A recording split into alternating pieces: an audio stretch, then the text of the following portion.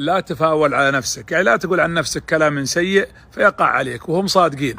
الحسين بن علي رضي الله عنهما لما دخل كربلاء سأل اللي معه، قالوا شو اسم هالمنطقة؟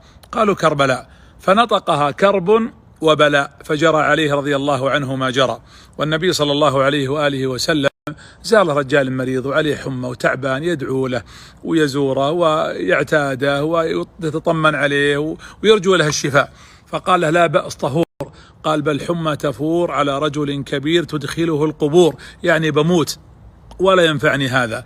فقال النبي إذا نعم، يعني يكون ما أردت، لأن قال كلام عن نفسه لا ينبغي. ولذلك احفظ لسانك أن تقول فتبتلى إن البلاء موكل بالمنطق.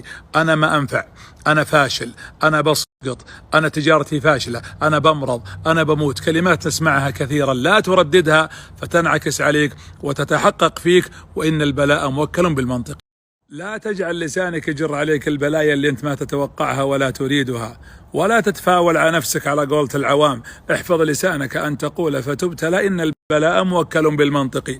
جاء رجل إلى النبي عليه الصلاة والسلام قال يا رسول الله، يفترض لو أني دخلت في بيتي أو على أهلي فوجدت رجل عند زوجتي فماذا أفعل؟ وش اللي حصل؟ رجع إلى بيته فوجد رجلا، فأنزل الله والذين يرمون أزواجهم ولم يكن لهم شهداء إلا أنفسهم. يا أخي قد تكون الكلمة سبب البلايا عليك. ترى يعقوب عليه السلام قال أخاف أن يأكله الذئب في حق يوسف فابتلي بهذه الكلمة، وقال في حق أخوه بنيامين إلا أن يحاط بكم فأحيط بهم. يا أخي ظن بربك خير، ظن بالله الخير العظيم. أنا عند حسن ظن عبدي بي فليظن عبدي بي ما شاء، فما ظنكم برب العالمين؟